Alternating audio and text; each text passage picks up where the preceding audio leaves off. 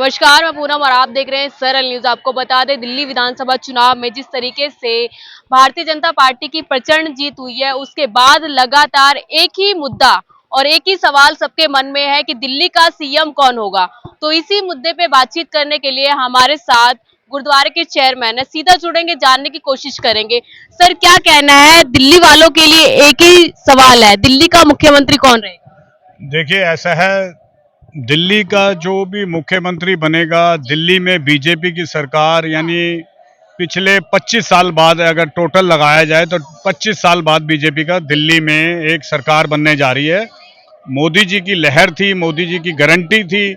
मोदी जी ने जो वादे किए हैं कि हम 6 महीने में पूरी दिल्ली को एक जो आपदा से घिरी हुई थी, उसके बाद जो काम होंगे दिल्ली के, वो हम सोच सकते हैं कि बहुत अच्छे काम होंगे। और जहां तक आपका सवाल है कि दिल्ली का चीफ मिनिस्टर या दिल्ली की कमान किसको देंगे, अब ये चीज तो देखिए, जो भी बीजेपी की सरकारें जिस स्टेट में भी है, जो उनकी पॉलिसी होती है, ये एक विधायक बैठ के करते हैं, तय करते हैं, और जो हाई कमान तय करता है उसको आगे करना पड़ता है और होता भी है।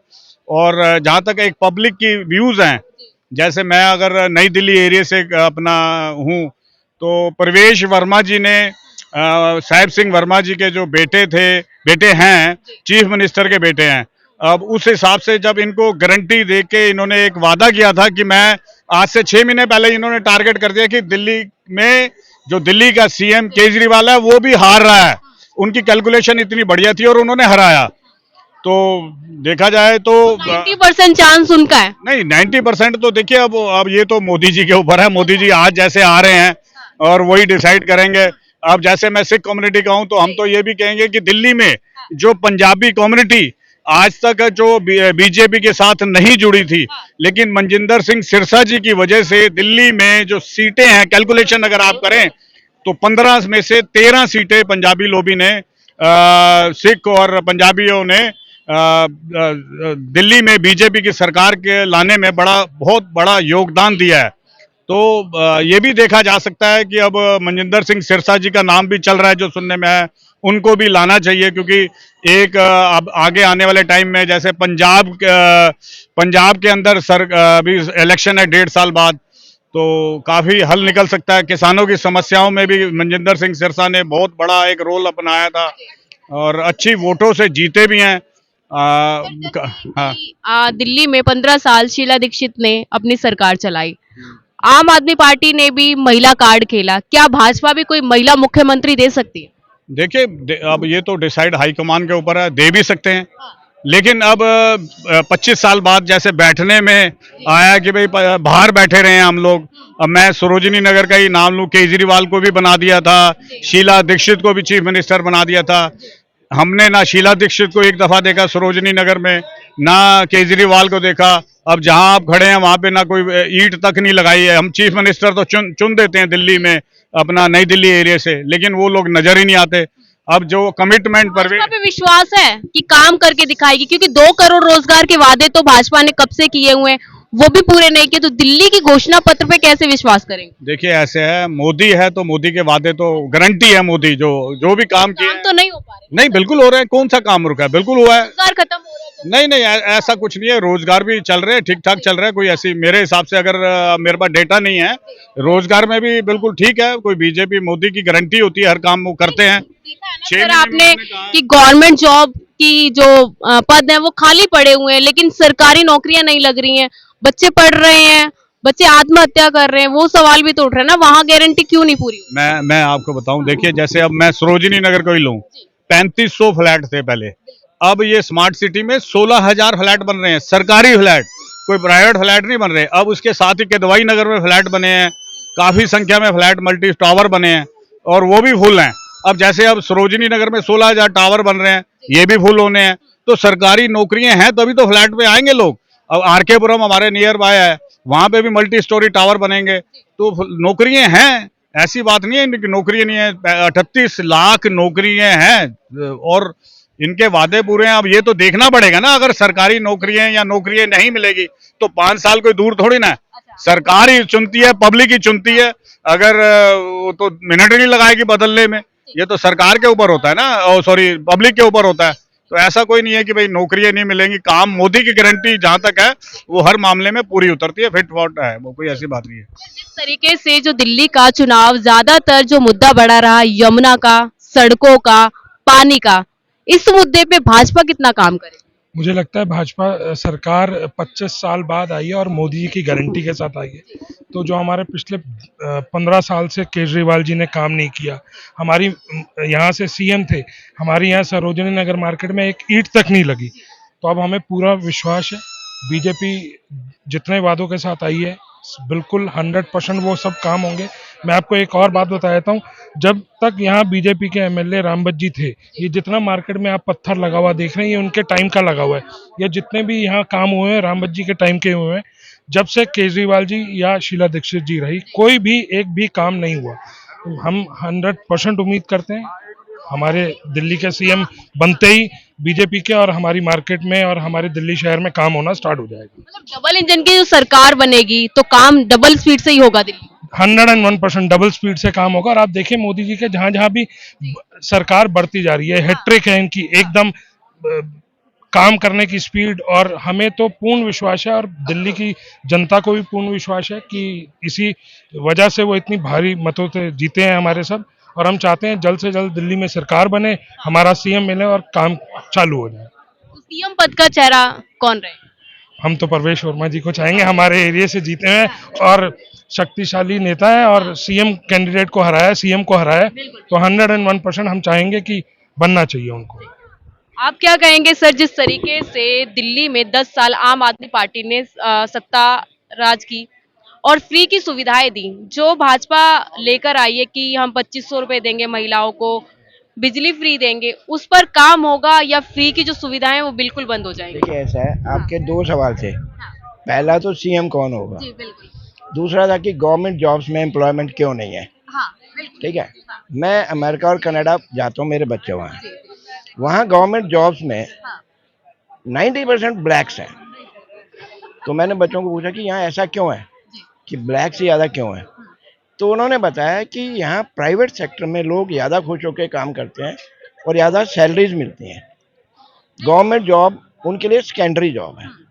इसी तरीके से अगर यहाँ काम नहीं है या एम्प्लॉयमेंट नहीं है, आप देखिए जितने स्टैंड्स वगैरह हैं या जो घूम रहे हैं कस्टमर, इनमें भी मोर देन 50% सब यूपी बिहार के हैं। क्या बिहार में ये सामान नहीं बिक सकता या उनको वहाँ ये काम नहीं मिल सकता? वो क्यों आते हैं यहाँ कि यहाँ एवरेज से ज़्यादा उनको सैलरी मिलती है। लेकिन कमी तो सर इस यही है ना हमारे देश की कि हम एक दो राज्यों को डेवलप कर रहे हैं, बाकी राज्यों को पीछे करते जा रहे हैं। ये पोटेंशियल है हर एक स्टेट की अपनी अपनी। ठीक है, कोरोना से पहले लुधियाना वगैरह हौजरी के लिए बहुत फेमस है। कोरोना हुई, लोग वापस गए। वहाँ पहले लालू जी की गवर्नमेंट थी, इंडस्ट्रियलाइजेशन के लिए उन्होंने कुछ नहीं किया, जो थे भी तो उजड़ गए सब। बाद में वहाँ काम मिलने लगा, बहुत सारे एम्प्लॉयज वापस ही नहीं आए, वो एम्प्लॉयर वहीं रह गए, उनको वहीं काम मिल गया। जिसको घर के पास काम मिलेगा वो दूर क्यों जाएगा? नहीं जाएगा ना। बाकी एक थोड़ा ट्रेंड चेंज होना है। हमारे यहाँ क्या ट्रेंड था, जो स्कूल टाइम से हम भी सीखते थे कि पढ़ लिख के इतना पढ़ लो कि आपको सरकारी जॉब मिल जाए। सरकारी जॉब मिलने के बाद आप दामाद बन गए, आपके रिटायरमेंट तक आपको तनख्वाह मिले। ये जो समस्या है युवा आज उससे पीड़ित है, क्योंकि माँ बाप का सपना क्या है? Government job. आप देखिए अब बहुत सारे यंग जो हैं वो मल्टीनेशनल कंपनीज में जा रहे हैं, आईटी सेक्टर में जा रहे हैं। उसका थोड़ा ड्रॉबैक भी है कि उन बच्चों के सामने हम अपने आप को बोना समझते हैं। उनकी नॉलेज, उनका नहीं, सवाल सर ये भी है, जैसे सरकार जब आती है सत्ता में, कोई भी हो गई, चाहे भाजपा हो गई, चाहे कांग्रेस से आम आदमी पार्टी, जो वादे वो करके आती है, जैसे भाजपा ने कहा था 2 करोड़ रोजगार, लेकिन वो जो मुद्दा है, जो वो वादा है, वो उस पर फेल रही, क्योंकि लगातार हम गलत तरीके से प्रेडिक्ट करते हैं ना। अच्छा 2 करोड़ रोजगार का मतलब ये नहीं था कि आप 2 करोड़ लोगों को गवर्नमेंट जॉब देंगे, अच्छा वो नहीं था। हाँ, मतलब ये था कि इंडस्ट्रियलाइजेशन हो, प्राइवेट सेक्टर डेवलप हो। जी, अब आप एक मल्टीनेशनल कंपनी बनाइए, उसमें कॉल सेंटर बनाइए, उसमें आपको 300 बच्चे चाहिए। बिल्कुल, वो 300 बच्चे गवर्नमेंट जॉब नहीं है, और 300 लोगों को काम तो मिल गया। सही बात, तो डेवलपमेंट होगी, कुछ चीज़ें नज़र आती हैं, कुछ नहीं आता। कुछ लॉन्ग टर्म्स आप महसूस करते हैं। जैसे वो एक कहावत भी है कि न्याय होना ही नहीं चाहिए, न्याय दिखना भी चाहिए। फर्क ऐसी जगह में आता है।